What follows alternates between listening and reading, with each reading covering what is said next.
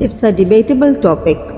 There are historians who consider the treaty justified, but there are some who say that it had crippled Germany and created such a resentment which Hitler later exploited when he came to power, and finally paved way for World War II.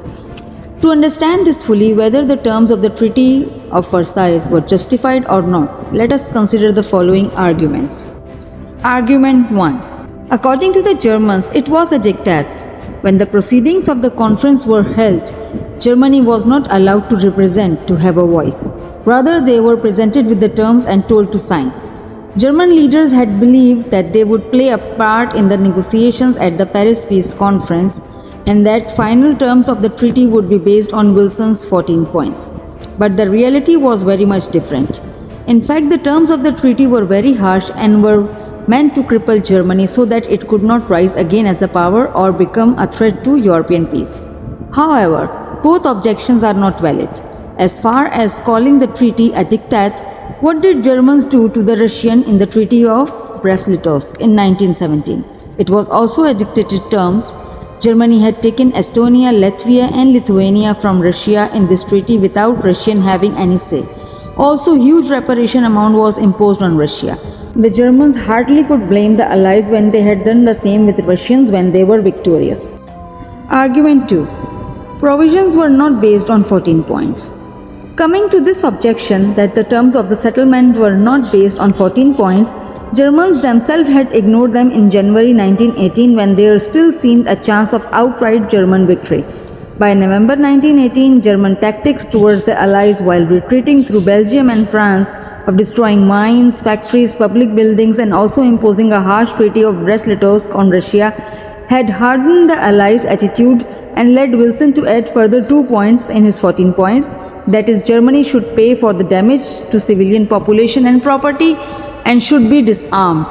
The Germans were aware of this when they accepted the armistice. In fact, some of the terms did comply with the 14 points. Argument 3. Disarmament Clause. The treaty had banned Germany from using tanks and armored cars. There was to be no German Air Force, army was limited to 100,000 men, navy was limited to 6 battleships and no submarines. These were hard for Germany to accept. Germany was very proud of its army. It claimed that mere 100,000 troops were insufficient to ever keep law and order. How could they defend the borders against their neighbors who refused to disarm? Even though Wilson's 14 point had mentioned a general disarmament, it was also resented that the west bank of River Rhine would be occupied by the Allied troops. German security was seriously threatened. Argument 4. Loss of land and colonies. The loss of German land was a severe blow to national integration. Loss of Alsace-Lorraine and the Polish corridor were great losses. Germany also lost small district of Eupen, Moresnet and Malmedy to Belgium. The treaty demanded a plebiscite in North Schleswig to see whether the local people wanted to stay in Germany or join Denmark.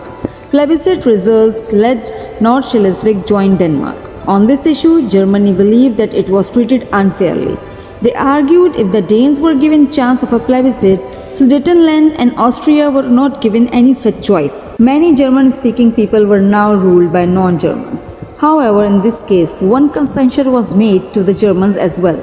Upper Silesia, an industrial region with a mixed population of Poles and Germans, was to be given to Poland, but a plebiscite was held there and Germany was allowed to keep 2/3 of the area. The loss of colonies were also resented by Germans and most of them were occupied by Britain and France, thus adding to their strengths and further weakening Germany. Argument 5. Germany was blamed for initiating the war. Germany was held responsible for causing World War I. This was stated in the clause 231 of the treaty known as War Guilt Clause. The idea of war guilt was used to justify the payment of reparation. Germans felt that it was unjustified to put the whole blame of war on them. The leader of German delegation at Paris Peace Conference, Count Brockdorff, had said, "We are told that we should acknowledge that we alone are guilty of having caused the war. I would be a liar if I agreed to this. We are not trying to avoid all responsibility for this world war. However, we empathetically deny the German people should be seen as the only guilty party. Over 50 years, the imperialism of all European states has poisoned the international situation." The Germans felt that all countries involved in war should bear the responsibility for the outbreak of war in 1914. It was especially harsh to put the whole guilt for the war on newly established Weimar Republic, which was already struggling for survival against the forces of the extremist right at home. The war guilt clause psychologically damaged the people of Germany. It had placed the blame on them, not just the politicians who had started the war. Even some of the people on the victorious side also believed that the treaty was harsh. One such person was Maynard Keynes, a British official who walked out of the conference early, disgusted at the treatment of Germany. He wrote in 1920, "In my own opinion, it is not possible to lay the entire responsibility for the war on any single nation. By aiming at the destruction of the economic life of Germany, this treaty threatens the health and prosperity of the Allies themselves." Between 1920 to 39, many politicians and historians agreed with the view of Keynes. This later led the British government follow appeasement policy to make concessions to Germany in order to make amends. Argument 6. Reparation amount, also known as clause number 232. Germany was to pay reparation for the damage it caused to the Allies, which amounted to £6,600 million. Already Germany had lost its industrial basis to the victors and the League of Nations, to which it wasn't a member. Without ample resources and industries, Germany would not be in a position to pay huge reparation. Keynes had argued that the real problem of the settlement lay not in the issues of boundary but rather in the question of food, coal and commerce. The fact that Germany was to face hyperinflation in the early 1920s seems to provide evidence for his predictions. Harold Nicolson, a junior member of the British Foreign Office who had attended the Versailles conference, said, "Now we see the terms as a whole, we realize that they are too much stiff. The real crime is the reparation and indemnity chapter, which is immoral and senseless. There is not a single person among the younger people here who is not unhappy and disappointed with the terms. The only people who approve are the old fire eaters.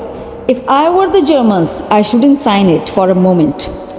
The Germans did have some grounds for complaint, but it is worth pointing out that the treaty could have been even more harsh. If Clemenceau had had his way, Rhineland would have become an independent state and France would have annexed Saar. This did not happen. Now let's come to the other side of the picture, in which the justification has been given for the terms of the Treaty of Versailles. The Allied statement to the German delegation in June 1919 said, "In the view of the Allied powers, the war which began on August 1, 1914 was the greatest crime against humanity and the freedom of people that any nation calling itself civilized has ever committed. Germany's responsibility is not confined to having planned and started the war. She is no less responsible for the savage and inhuman manner in which it was conducted. The conduct of Germany is almost unexampled in human history. No less than 7 million dead lie buried in Europe because Germany saw fit to go to war. There must be justice for the people who now stagger under the debt. There must be justice for those millions whose homes and lands German savagery has spoiled and destroyed. If we consider German attitude towards other nations while it was on the winning side, it is quite obvious. Compared to the Treaty of Brest-Litovsk, which Germany had imposed on Russia in 1918, the Treaty of Versailles was moderate. The treaty deprived Germany of about 13.5% land, including Alsace-Lorraine, which was returned to France, about 13% of its economic productivity and only 10% of its population, though France deserved to be compensated for the destruction of so much of its land and industry. Germany farmland and industries remained somewhat intact, whereas Germany had taken about 1/3 of Russian farmland and population, 2/3 of coal mines and almost half of her industries. Also, Russia was asked to pay 5 billion gold rubles.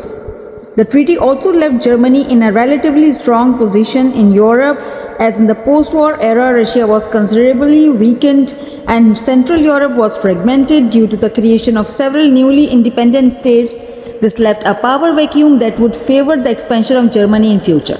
In the words of Anthony Lenton, the treaty failed to weaken Germany, but at the same time humiliated and resentful. The huge reparation bill was not responsible for the economic crisis that Germany faced in the early 1920s. In fact, the issue of banknotes by the German government was a major factor in causing hyperinflation.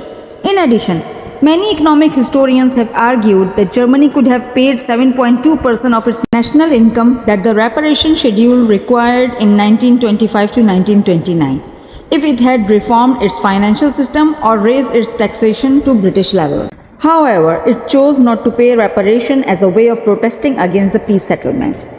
Thus, it can be said that the Treaty of Versailles was not unjust. Then why it is considered as a cause of World War II? Actually, it was Germany which thought that it was quite unfair and made others believe the same way. This propaganda campaign became so successful that Britain and France were compelled to review the terms of the treaty. In addition, USA refused to ratify the treaty, and Britain, content with colonial gains, did not think much of putting the terms into effect. France was the only country that feared for its security and wanted to enforce the treaty in full. This explains why France invaded Ruhr in 1923 in order to secure reparation payments. However, it received no support from the Allies for such action. Rather, USA and Britain forced France to pull back, and USA even supported Germany by providing loans which were later utilized by Germany in reconstruction of its infrastructure and helped to regain its strength after few years.